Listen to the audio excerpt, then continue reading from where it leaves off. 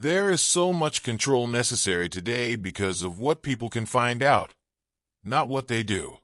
If getting a high position actually meant you were given an important position because you support ethics as a priority, and if jobs and high positions were constantly scrutinized for who was given the jobs, we would have less innocent people in prison. Is justice really just? Do you have the right to freedom? Can you do a job from a jail cell? Build your dreams or reach your goals from a jail cell? Can you support your family from a jail cell? Can you right your wrongs or fix your issues from a jail cell? If we put all the politicians, media, and securities in a jail cell, we would have a better world, because they could not do their jobs in a jail cell. Reform.